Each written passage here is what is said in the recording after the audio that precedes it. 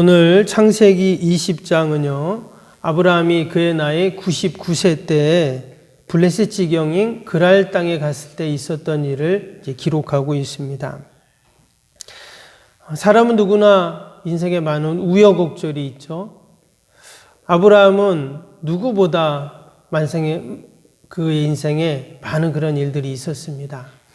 그가 75세 하나님께 부름을 받고 이후로 25장에 보면 그가 175세까지 살았다 이렇게 나오거든요.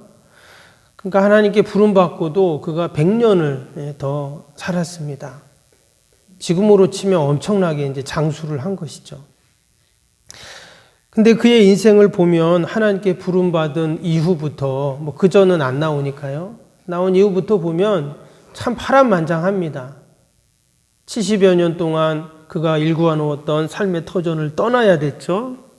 그리고 또 기근이 있어서 애굽 땅으로 내려갔다가 또 아내를 뺏기는 일이 생기고, 그래서 다시 이제 하나님의 은혜 가운데 또 다시금 아내를 찾아오게 됐는데, 그 이후에도 조카 롯과 갈등이 있어서 헤어지고, 또 그 조카가 메소포타미아 연합군들에게 잡혀갔다고 하니까 쫓아가서 또 그들과 전쟁을 해서 찾아오고, 또 이후로 보면 이제 아들 이삭을 낳게 되잖아요. 근데 또 그 아들을 번제로 하나님께 드려야 되는 이런 일도 있고, 참 이 아브라함의 인생은 바람잘 날이 없었습니다. 그럼에도 불구하고 하나님은 이 아브라함에게 약속하신 것처럼 그를 믿음의 조상으로 딱 삼아주시죠. 그래서 그가 축복하는 자에게는 하나님이 복을 주시고, 또 저주하는 자에게는 저주하시는 이러한 놀라운 은혜를 주십니다. 오늘 말씀에도 그런 내용이 나오죠. 뒤에 17절에 보니까 아브라함이 하나님께 기도하며 하나님이 아비멜렉과 그의 아내와 여종을 치료하사 출산하게 하셨으니 이랬습니다. 그래서 아브라함이 기도하면 하나님이 그 기도를 들으세요. 그래가지고 이런 놀라운 은혜와 복을 누리게 하시죠. 그런데 오늘 20장의 내용을 우리가 함께 읽었는데요. 근데 또 오늘 20장의 내용을 보면, 이 과연 아브라함이 믿음의 조상이 될 만한 사람인가? 또 이런 의심을 하게 합니다. 다시 한번 아브라함이 그 믿음에서 추락하는 듯한 그런 내용이 오늘 20장에 나옵니다. 앞에 12장에 아브라함이 하나님께 부름을 받고 그가 떠나서 가나안 땅에 갔잖아요. 근데 그때 뒷부분에 보면, 12장 뒷부분에 보면 그 땅에 기근이 일어나서 애굽으로 내려가는 그런 일이 있습니다. 그때 어떤 일이 있었냐면, 아브라함이 자신의 목숨을 부지하기 위해서 아내 사례를 누이라고 속이는 그런 일이 있었죠. 근데 하나님의 은혜로 어려움을 당하지 않고 도리어 그 애굽 왕이 금은 보화를 아브라함에게 주어서 그가 다시금 가나안으로 올라오게 됩니다. 근데 오늘 20장에 그런 또 똑같은 일이 또 반복이 됩니다. 시간은 한 24년 지났는데 이번에는 애굽 땅이 아니라 어디죠? 그랄 땅에 지금 갔다고 20장 1절에 보면 나옵니다. 앞에 보면 아브라함이 부지 중에 천사를 대접하고, 또 그 조카였던 롯을 또 구출하는 전쟁하는 내용도 나오고, 참 그가 믿음으로 잘 이렇게 감당을 하고 기도의 사람이었다는 것을 우리가 이제 알게 되는데, 오늘 20장은 또 그렇지 않아요. 완전 또 앞의 내용과는 사뭇 다른 그러한 모습입니다. 우리가 당시의 고대 문화와 또 전통을 잘 모르긴 하지만, 또 그의 나이가 지금 이제 배열상으로 보면, 지금 내용이 쭉 나오는 내용을 보면, 지금 아브라함 나이가 99세죠. 그리고 아내는 10살 아래니까 89세입니다. 근데 그 89세면 노인인데, 지금 그랄 왕이 그 노인인 할머니를 그렇게 데려갔다, 이렇게 지금 나오고 있어요. 근데 여기서 다른 것은 몰라도 중요한 것이 있는데 뭐냐면, 지금 사라의 뱃속에 아기가 있다는 겁니다. 우리가 18장 1절에 보면 천사가 그런 이야기를 하죠. 내년 이맘때에 사라가 이제 아이를 낳을 거다 이런 얘기를 했어요. 그러니까 지금 사라의 나이가 89세고 아브라함이 99세거든요. 그래서 이제 100세 이제 아브라함이 이제 아이를 갖게 되잖아요. 때문에 지금 사라는 임신한 상태입니다. 근데 그런 아내를 지금 그랄 왕 아비멜렉에게 마치 첩으로 바친 그런 상황입니다. 이건 말도 안 되는 일이죠. 믿음의 조상의 아브라함이 어떻게 이런 실수를 하고 또 이런 일을 저지를 수 있는가? 오늘 말씀을 통해서 이 사건을 통해서 하나님이 우리에게 주시는 너무나 귀한 교훈이 있습니다. 그것은 뭐냐면 우리 성도들은 끝까지 하나님의 약속의 말씀을 붙잡아야 된다라는 것입니다. 지금 아브라함이 그랄 땅에 가서 당연히 당시에는 목축을 했기 때문에 그 양이나 소나 이런 짐승을 이끌고 계속 이동을 하게 되죠. 그래서 이제 그랄 땅에 가게 됐는데 그곳에서 자신의 목숨을 부지하기 위해서 그 이방 사람들이 혹이라도 해코지하고 죽일까봐 자신의 아내를 뭐라고 한다고요? 누이라고 했다는 거예요. 근데 또 나오는 내용을 보면 또 사라하고 그런 이야기를 이미 이전부터 했어요. 어디 가거든 누이라고 하고 난 오빠라고 할게. 그래야 우리가 산다. 이런 얘기를 했다는 거예요, 서로. 그런데 오늘 13절을 보시면요. 이런 말씀이 나옵니다. 13절에 하나님이 나를 내 아버지의 집을 떠나 두루 다니게 하실 때에 내가 아내에게 말하기를 이후로 우리의 가는 곳마다 그대는 나를 그대의 오라비라 하라. 이것이 그대가 내게 베풀 은혜라 하였었노라. 지금 아브라함이 사라와 그런 얘기를 했다는 것이죠. 또 사라도 그것을 인정을 했어요. 근데 여기 말씀해 보니까 뭐라고 했냐면 이것이 그대가 내게 베풀 은혜라. 여러분 원래 아브라함은 누구에게 은혜를 받습니까? 하나님이 주시는 은혜로 살잖아요. 근데 지금 아내한테 당신이 나를 오빠라고 해야 그게 은혜다. 이렇게 지금 말하는 거예요. 살려면 어쩔 수 없겠죠. 그러나 이것은 믿음의 모습이 아니죠. 우리는 늘 하나님의 은혜로 사는 줄로 믿습니다. 남편 때문에, 아내 때문에, 자식 때문에 세상의 것으로 우리는 사는 게 아니라 늘 우리는 하나님의 은혜로 사는 겁니다. 아브라함이 그 그랄 땅에 갔을 때 아내 때문에 사는 게 아니라 인간의 처세술로 사는 것이 아니라 그는 하나님의 은혜로 살아있죠. 왜 이런 일이 생겼을까요? 하나님의 약속의 말씀을 붙잡지 못했기 때문에 결국 이런 불신앙의 모습이 나왔다라는 것입니다. 하나님이 어디를 가든지 너와 함께 한다고 말씀하시고 또 그 말씀을 붙잡을 때 하나님께서 그를 도우심을 그가 잊었던 것이죠. 그래서 하나님의 택한 백성들은 여러분 늘 하나님의 약속의 말씀을 붙잡고 우리가 믿음으로 살아야 할 줄로 믿습니다.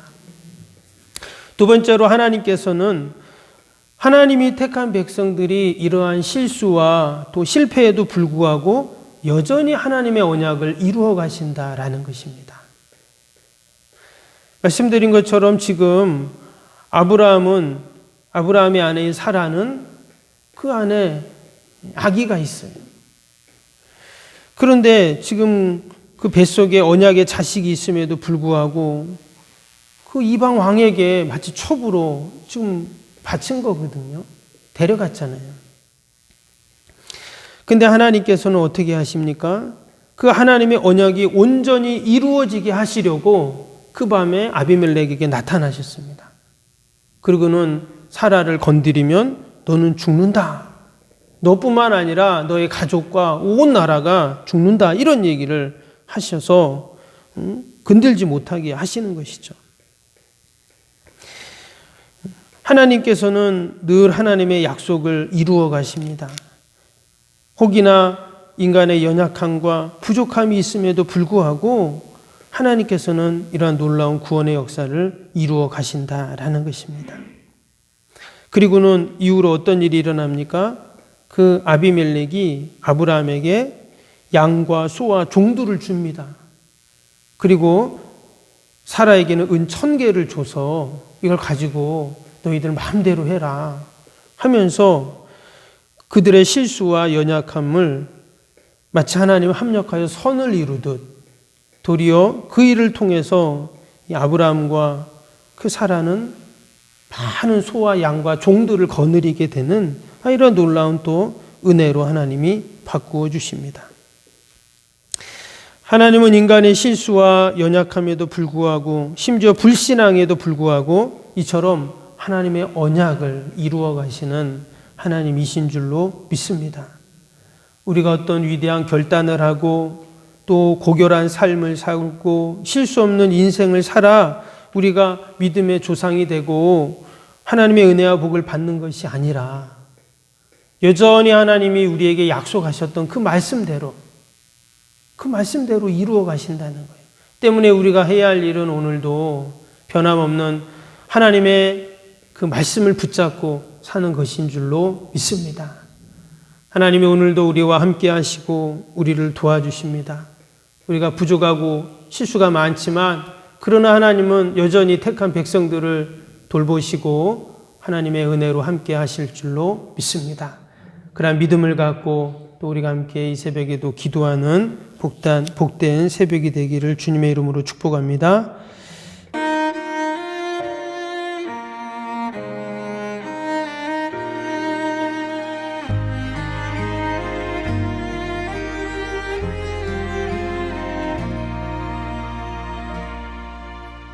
나는 하나님을 예배하는 예배자입니다.